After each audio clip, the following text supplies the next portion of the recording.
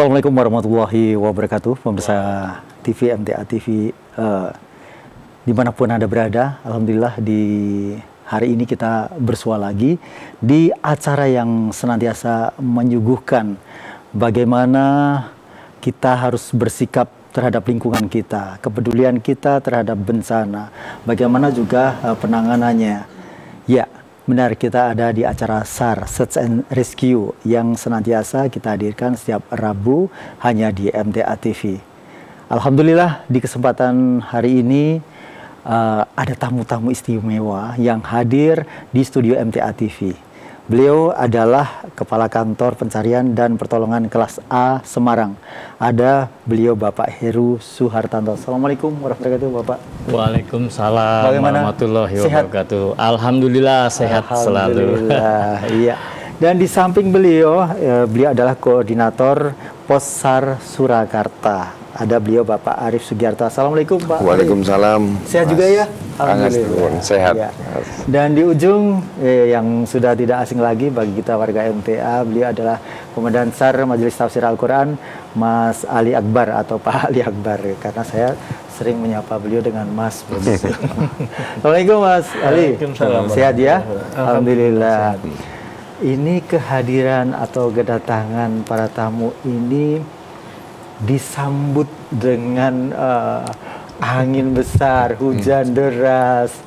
Alhamdulillah, itu menandakan bahwa seberapa kesiapan para potensi ini, dan sehingga Bapak ini juga bisa mengerti seperti apa di bawah potensi SAR, di bawah Pak Arief ini melakukan kegiatannya, dan pasti itu sudah tanpa perlu banyak penggambaran. Saya kira laporan-laporan itu terus saja tersampaikan Pak Heru. Pak Heru ini ngomong-ngomong pergantian musim, dan kita tidak pernah bisa prediksi. Setiap harinya terkadang hari ini panas, mendung sudah menggelayut begitu, tapi sorenya nggak hujan. Itu terjadi. Tapi terkadang kita tidak bisa prediksi, tahu-tahu langsung hitam, langsung hujan deras, tambah angin seperti hari ini. Nah, yang seperti ini, kalau di kantor pencarian dan pertolongan kelas A Surakarta, Semarang, itu sebenarnya apakah sudah ada prediksi atau juga selain prediksi juga kesiapan untuk mempersiapkan ketika ada hal-hal itu terjadi, Pak Heru? Silakan, Pak Heru. Oke, terima kasih Pak Udi. Pertama-tama ada sedikit yang perlu saya luruskan ini. Oh iya. Ya, pertama terkait di Undang-Undang 29 tahun 2014, bahwa di dalamnya ada dua si pelaksana operasi SAR. Yang pertama adalah Basarnas.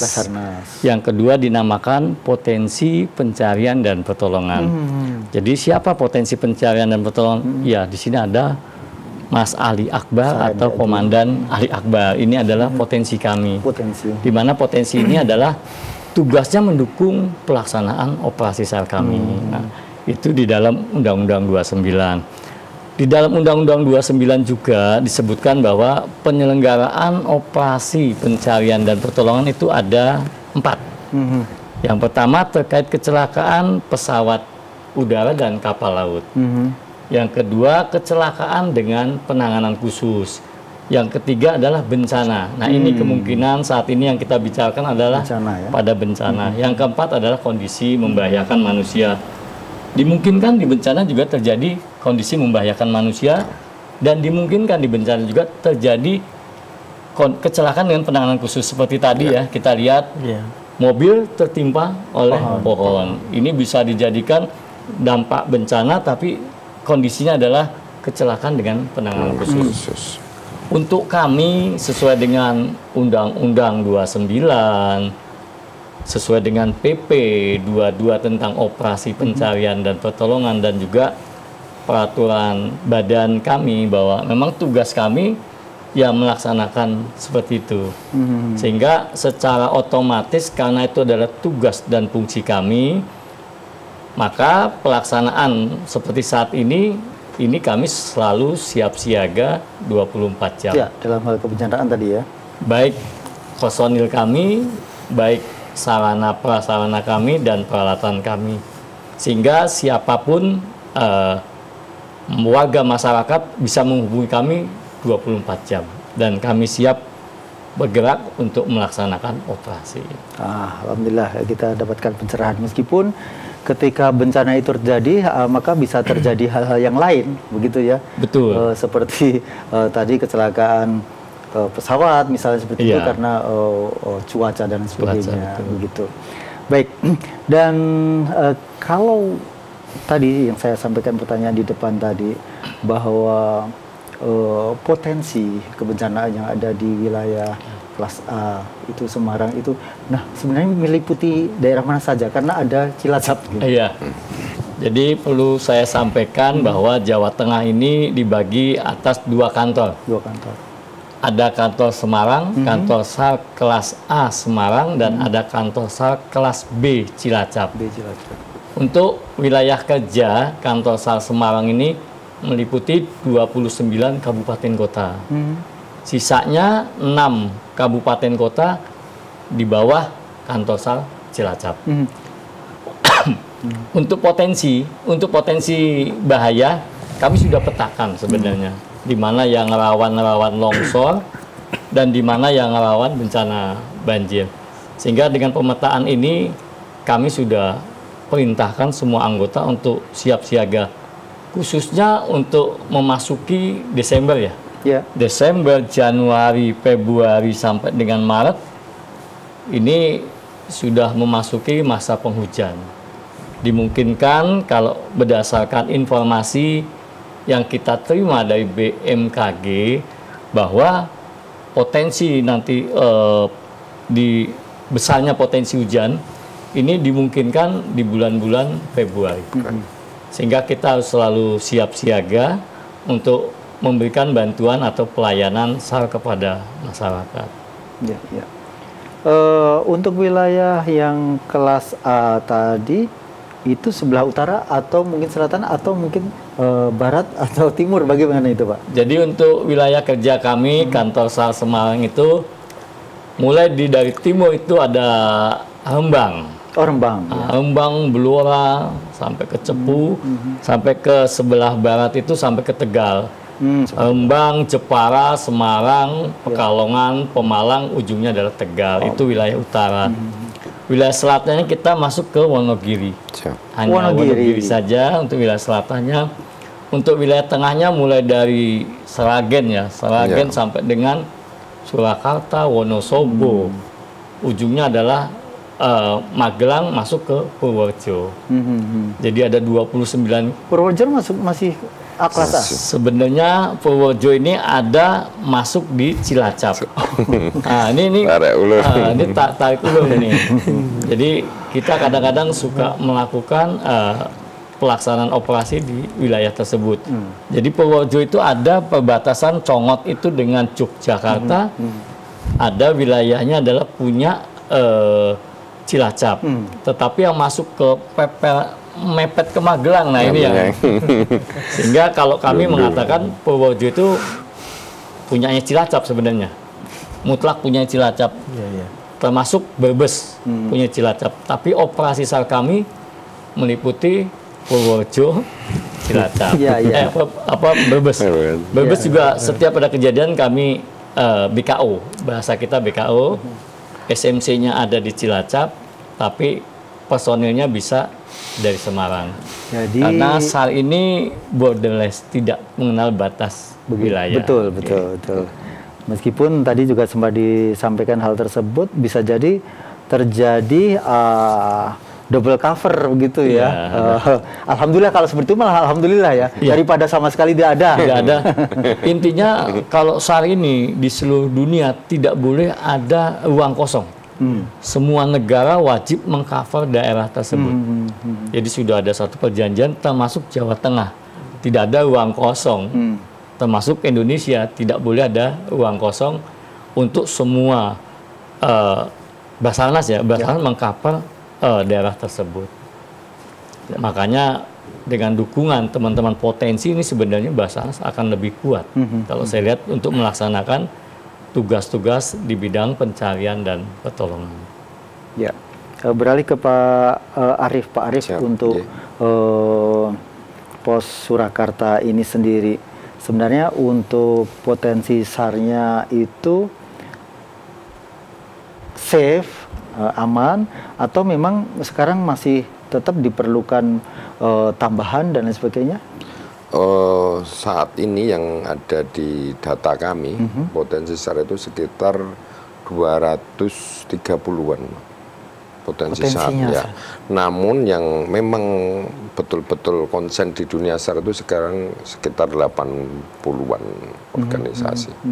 Sekitar hampir separuhnya saja. Dan itu sudah bisa mengcover semua kebutuhan ketika bisa. Kalau bencana? untuk dari segi personil saya kira sudah cukup untuk personilnya sangat. Dan di Solo saya yakin teman-teman potensi SAR Solo ini kan ingin tahuannya tinggi, ingin tahu tinggi, dan kami bisa dilihat tadi saya lihat di grup-grup itu semua teman-teman sudah di lapangan semua ya, jadi memang responsifnya luar biasa. Kesigapan para potensi SAR ini alhamdulillah, dan padahal hal tersebut bisa dikatakan mereka sebenarnya sukarela. Betul sekali. Ya. Pak Akbar, ngomong-ngomong tentang kesiapan personel SAR MTA sendiri, kalau ketika ada yang harus membersamai para tamu, kemudian ada yang harus sekarang ini tetap berada di lapangan, masih ada yang tetap standby dan operasional di lapangan itu juga memadai. Bagaimana Pak Agung? Ya, alhamdulillah untuk hari ini kita memang banyak sekali pohon tumbang ya. Iya betul. Sekitar 28 titik hari ini tadi. Jadi kalau MT kan yang di Karanganyar juga ada, di Boyolali ada, betul. hampir menyeluruh di Solo Raya. Jadi insya Allah masih bisa berjalan, dan hari ini pun kita masih operasi di lapangan untuk pembersihan jalur, terutama itu. Insya Allah masih aktif untuk menangani musim hujan ini. Kita juga harus siap. Ya, ke Pak Heru lagi. Kalau Pak Heru ini tadi juga juga disampaikan bahwa potensi SAR ini menghadapi cuaca yang kalau dulu masih bisa terprediksi bahwa kemarau itu pasti Oktober April. Kalau sekarang ini kalau yang dengan hal seperti itu, bagaimana kita harus menyampaikan ke personil yang lain itu? Sebenarnya izin Pak Rudi, ini kan kita punya teman mitra kerja yaitu BMKG. BMKG itu selalu mengeluarkan informasi cuaca per 3 jam. Nah, kami berpatokan pada itu. Sehingga prediksi itu kan kita punya WA ya, kita sebarkan di WA teman-teman untuk selalu siaga. Semalam saja saya sempat lempar ke WA siaga, Semarang sudah mulai. Hujan lebat itu kita sudah mulai. Ada yang sudah teriak sedengkul. Kita tunggu saja sampai mereka membutuhkan untuk evakuasi, baru kami akan siap untuk bergerak. Tapi selama mereka tidak membutuhkan, kita bingung juga. Nah, jadi kalau prediksi masalah cuaca, kami berpatokan pada informasi yang diberikan oleh BMKG. Adakah sesekali waktu bahwa prediksi itu kadang-kadang tidak tepat? Kalau per 3 jam itu, kalau saya perhatikan prediksinya bagus ya. Alhamdulillah. Karena ada 2 prediksi. Dia melakukan prediksi 12 jam, jam 07 sampai dengan 19.00, nanti 19.00 sampai jam 07 juga. Ada yang 12 jam, ada yang per 3 jam. Kalau yang 12 jam umum. Tapi kalau yang 3 jam ini udah per daerah dia. Kayak tadi saya ngeliat, wah sudah masuk, ya sudah. Ya, untuk Solo ya Karena jelas di 3 jamnya itu Solo tidak utama awalnya, tapi dia ternyata dampak lebih besar daripada yang utama. Nah ini saya lihat prediksi itu tepat. Kalau saya lihat BMKG membuat satu prediksi tepat. Akan tetapi kalau prediksi secara umum lagi, nah ini kita bingung ya. Harusnya sekarang masuk penghujan berdasarkan informasi sampai Maret. Semarang sudah hampir 2 minggu kemarin nggak hujan. Jadi prediksi secara umum masih belum, tapi per 3 jam itu yang kami pegang untuk selalu siap siaga. Iya, iya. Dan utamanya untuk mengatasi ini perubahan musim, kita kan menuju musim hujan ya. Musim hujan itu sendiri, kalau potensi arahannya selalu di hal-hal yang terkait dengan bencana banjir. Ya, jadi untuk bencana ini kan khususnya untuk saat ini sebenarnya ada beberapa ya, hidrometeorologi itu kan ada beberapa. Yang pertama adalah longsor. Kita sudah petakan ini yang longsor ini Wonosobo, Temanggung, Wonosobo dengan Banjarnegara ini yang memang potensinya sangat besar. Dan sudah ada 4 kali kita operasi terkait longsor menimpa korban manusia sampai ada yang meninggal. Ini ada di Wonosobo dengan di Banjarnegara. Lalu ada banjir. Nah banjir mulai merata ini. Mulai di Semarang, Solo Raya, termasuk Pati, Kudus, Gerobokan, Demak. Nah ini daerah-daerah yang memang banjir ya untuk kita waspadai. Yang ketiga Merapi.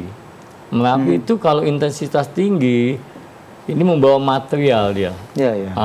Kalau sudah 2 jam intensitasnya sedang tinggi, lebat, material ini yang kita waspadai karena dia akan bandang, membawa material, akan banjir.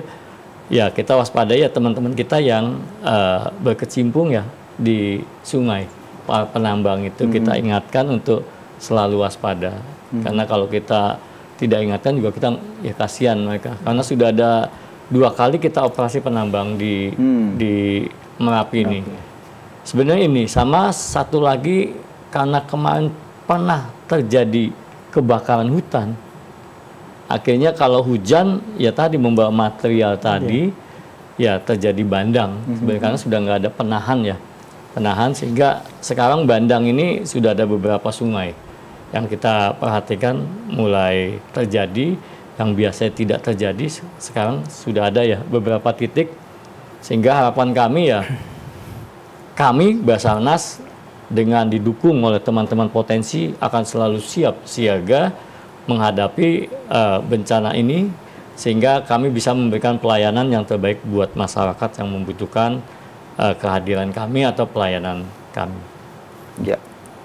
Ya, mudah-mudahan senantiasa Allah berikan kemudahan, kelancaran ketika melakukan operasional ini, dan juga utamanya adalah anggota SAR itu sendiri, begitu.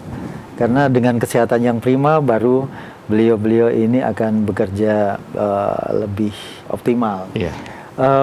Pak Arief, kalau untuk alat-alat yang saat ini dimiliki potensi SAR yang ada di Surakarta, utamanya apakah sudah merata atau memang hanya ada giroh saja, misalnya ada beberapa potensi SAR yang ada? Ya, kalau untuk potensi SAR saat ini memang belum merata, Pak. Yang memang alat-alatnya cukup lengkap biasanya di SAR Kabupaten.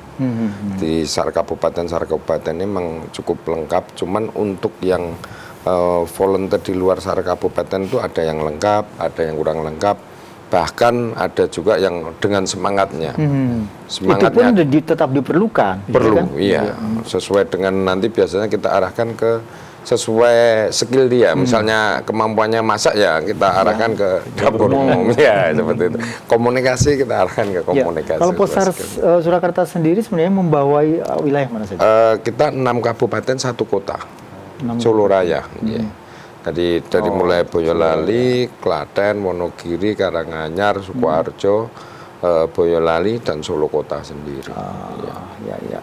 Dan selama ini masih tercover ya, aman-aman saja dengan potensi yang ada ya? Tentunya dengan bantuan teman-teman potensi SAR di Solo Raya, Pak. Bukan kalau bantuan, kerjasama ya, kita kerja gitu. Kerja. Pak Ali Akbar, sampai saat ini saya juga terkadang Sambangi Mako itu di sana ada produktivitas memproduksi ini LCR yang fiber. Ini sebenarnya membuat untuk siapa? Untuk siapa? Ya, untuk perahu fiber itu juga membantu untuk teman-teman potensi yang ada di Solo ini juga. Jadi kalau memang membutuhkan perahu dari fiber ya nanti bisa komunikasi dengan saya ataupun di posko MTA. Gitu. Alhamdulillah juga di Solo Raya ini banyak yang pengen membuat itu karena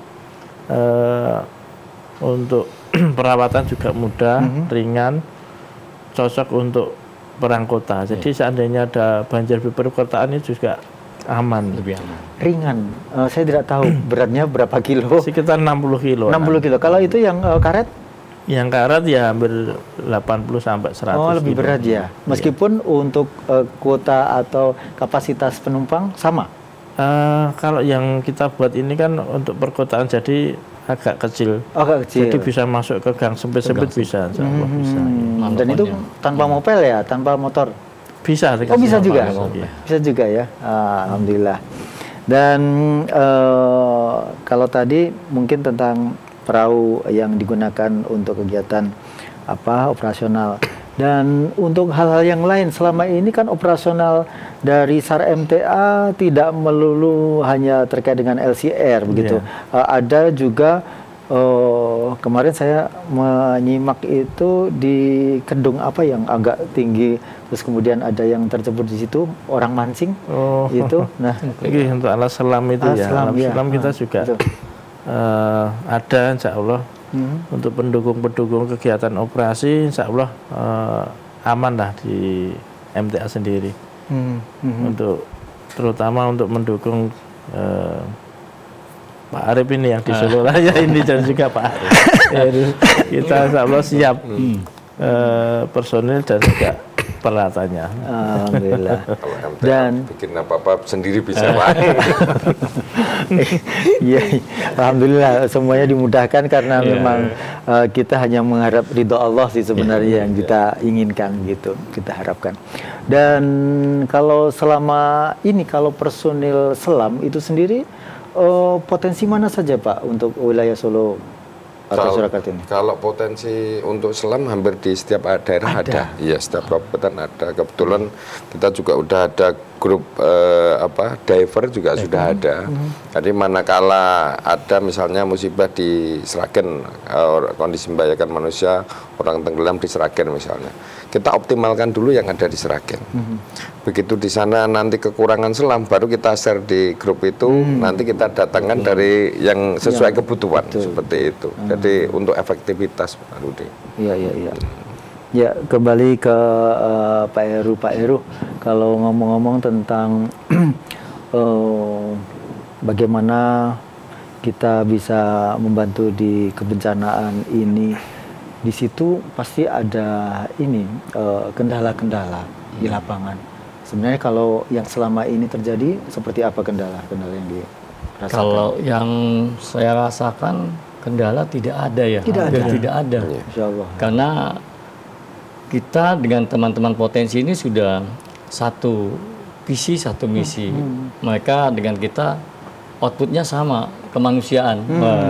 Kalau sudah cerita kemanusiaan ini, yang tadi Pak Udi sampaikan, kita menolong orang itu bukan semakin menolong, bukan tambah lemah, tapi tambah semangat.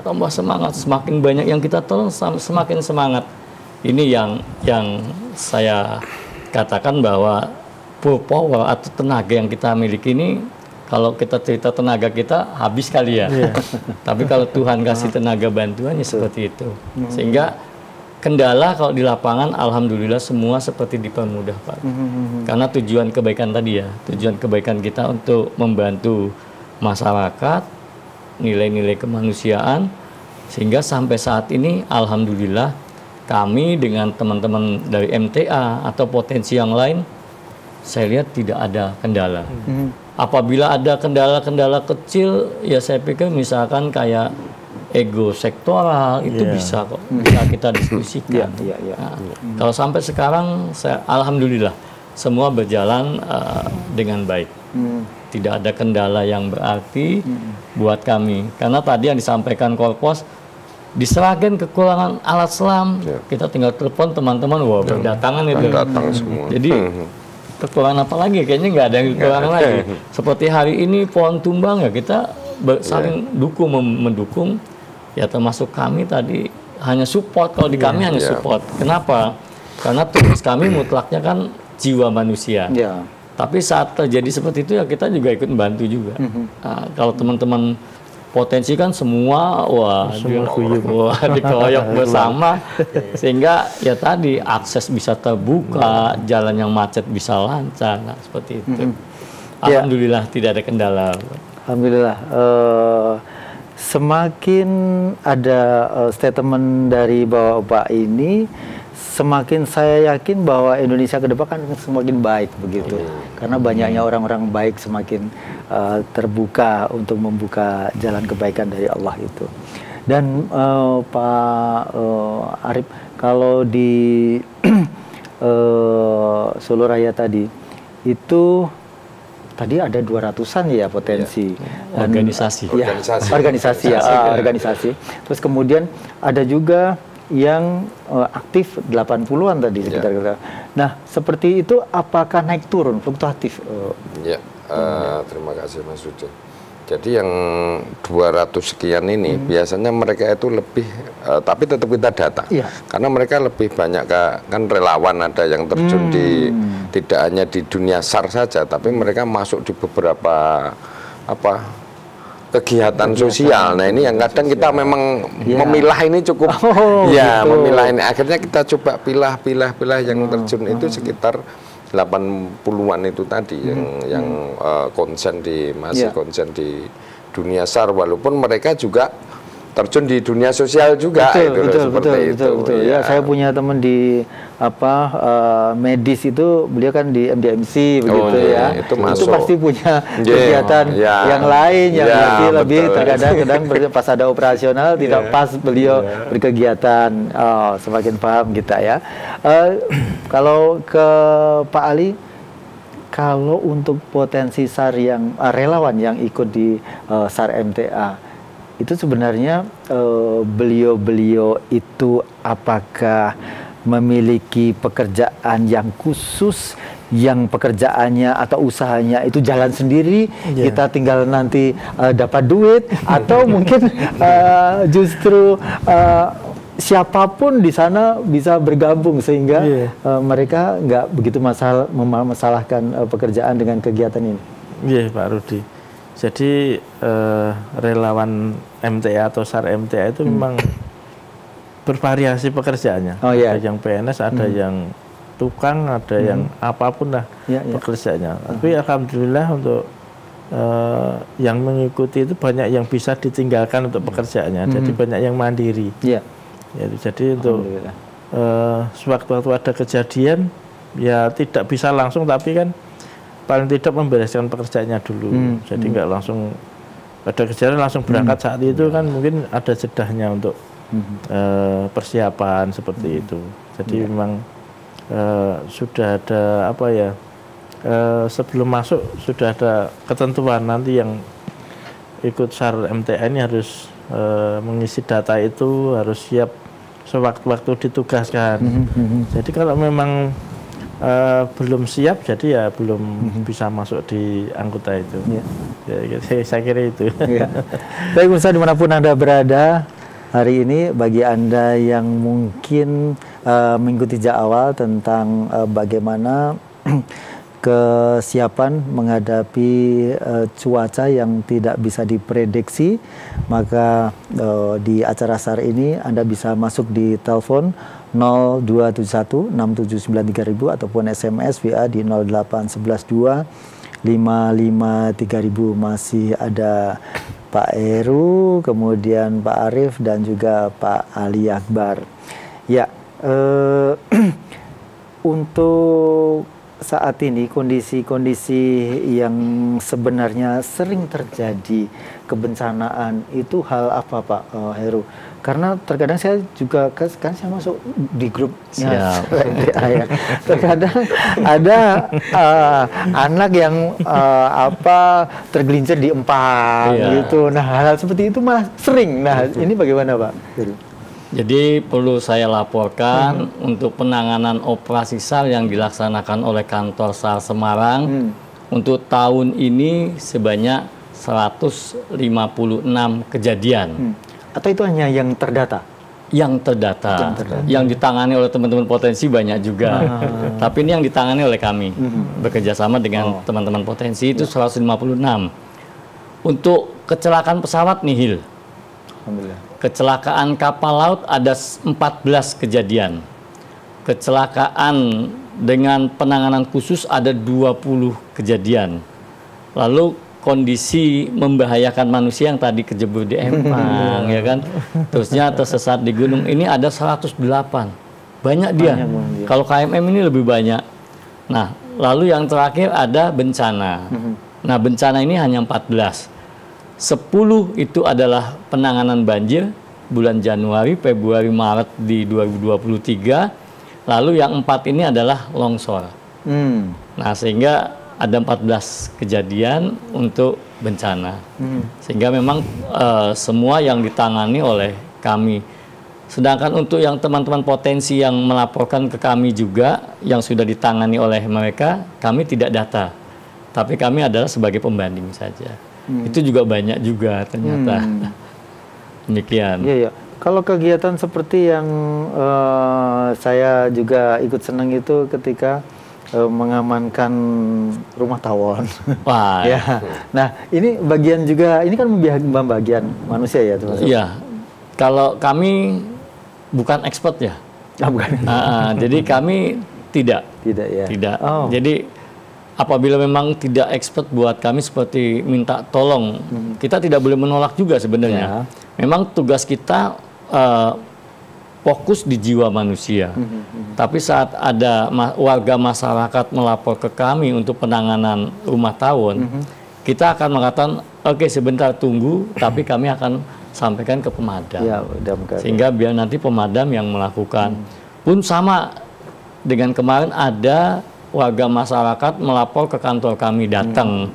Dia melaporkan kudanya nyemplung semua. Wah, ini kan bukan jiwa manusia.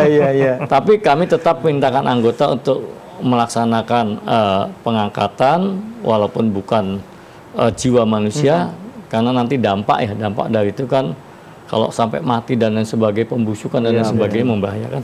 Akhirnya kita dengan 30 menit sudah terangkat dan kudanya dalam keadaan selamat. Itu pun kita lakukan. Sebenarnya tinggal saat warga masyarakat datang, kami selalu sampaikan, jangan ada kata menolak. Karena kan kita pelayan masyarakat. Jadi misalkan ya rumah tawon, pohon tumbang, kami juga kalau pohon tumbang kita siap untuk berangkat karena kita punya alat. Walaupun memang itu bukan tusi kami ya. Tapi dengan keadaan seperti itu, dampaknya dikhawatirkan terjadi kemacetan atau sampai tidak tahu sampai ada ya tadi kecelakaan. Kita lakukan semua. Kita lakukan. Intinya tadi siapapun yang datang kita sebagai pelayan masyarakat memberikan pelayanan yang terbaik. Apabila kami tidak kompeten, kami akan sampaikan kepada pihak yang kompeten untuk melakukan tindakan tersebut. Ya, saya juga sering menyimak ini teman-teman SAR MTA. Alhamdulillah memang karena sering mendapatkan informasi informasi sekaligus ini dampak pengambilan rumah tawon, maka saking seringnya itu menjadi ilmu begitu ya. Dan itu di-share. Yang seperti itu sudah berapa kali dilakukan dari SAR MTA? Iya. Untuk SAR MTA tidak semuanya ya. Tidak semuanya berani. Iya, memang ya, betul. Memang betul. Hanya khusus orang-orang tertentu saja. Jadi enggak setiap anggota berani, jadi memang harus penanganan yang khusus yang berani dan juga safety. Memang ada alat pelindung untuk APD-nya ya. APD-nya itu. tekniknya. Iya, tekniknya seperti apa. Salah Mas Ojo. Betul. Alhamdulillah selama ini aman. Aman. Alhamdulillah kalau ada yang tawanya itu bermadu begitu. Biasanya kalau afinis kan jadinya masalah itu. Kalau Vespa memang galak gitu. Ya, ini kita sudah di penghujung waktu, Pak Heru. Mungkin bisa di-share ke para pemirsa yang saat ini sedang menyimak, dan ini satu-satunya channel atau MTA ini satu-satunya channel yang menyampaikan tentang kegiatan SAR hampir di seluruh Indonesia. Nah, apa pesan Pak Heru terhadap anggota masyarakat utamanya, kemudian bagaimana support psikisnya para relawan? Silakan Pak Heru. Ya, untuk masyarakat atau warga masyarakat terkait dengan kondisi saat ini, saya berharap saat kita akan melakukan kegiatan di luar rumah, ya kita amati untuk selalu melihat data informasi dari BMKG, sehingga kita lebih aman ya, baik itu nelayan maupun warga masyarakat yang ingin berkegiatan di luar. Yang kedua, untuk teman-teman potensi, tetap untuk safety prosedur dalam pelaksanaan kegiatan sesuai dengan pengetahuan yang kita miliki. Korban tetap korban, jangan menambah korban. Nah, yang selanjutnya kalau untuk kita, untuk Basarnas, kami siap 24 jam untuk memberikan pelayanan yang terbaik kepada masyarakat. Bisa menghubungi ke emergency call kami 115, dan kami garis bawahi pelayanan kami tidak berbayar alias gratis. Demikian. Ya, 115 itu langsung ke Semarang? Ya, ada yang dia ada dua, ada ke pusat dan ada ke Semarang. Nah, ya. Jadi kalau langsung 115-nya bisa ke pusat, tapi kalau pakai kodenya plus 115 akan masuk ke kode Semarang. Kode Jakarta, kode Bandung, kode jadi ada kodenya. Tapi 115-nya itu kantor pencarian pertolongan. Iya, gitu. Kalau 115 ke pusat langsung nanti dikoneksi ke sesuai dengan permintaan dari mana. Iya. Pak Arief, untuk pesan untuk potensi SAR yang ada di wilayahnya? Kalau kami tetap solid, yang pasti jaga kesehatan. Cuaca sudah mulai penghujan sudah mulai datang, jaga kesehatan. Kemudian seperti disampaikan pimpinan kami, tetap jaga keselamatan diri dulu sebelum menolong orang lain. Ya, seperti beliau sampaikan, korban adalah korban, jangan sampai kita jadi korban juga. Itu aja. Ya, alhamdulillah. Baik, terakhir untuk menyemangati potensi SAR MTA. Oke, untuk teman-teman SAR MTA tetap jaga kesehatan, dan juga untuk memasuki bulan musim-musim hujan seperti ini harus banyak hemat energi, terutama nanti kesiapan seandainya ada terjadi sesuatu, nanti kita sudah siap untuk fit semuanya. Mudah-mudahan tidak ada terjadi apapun. Amin. Sampai nanti akhir bulan musim hujan ini. Ada yang dianjurkan misalnya asupan, misalnya wedang uwoh atau apa wedang jahe, ada nggak Pak? Nggak ada. Otomatis sudah. Otomatis melekat itu. Iya. Baik, terima kasih Pak Akbar, Pak Arief, dan Pak Heru.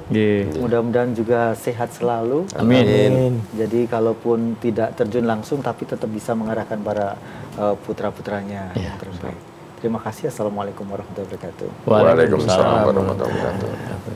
Baik pemirsa, dimanapun Anda berada, demikian tadi sajian SAR untuk hari ini. Dan insya Allah kita akan bersua di pekan depan dengan narasumber istimewa yang lain. Saya Rudi Arfianto, mohon maaf atas segala kesalahan. Billahi taufiq wal hidayah. Assalamualaikum warahmatullahi wabarakatuh.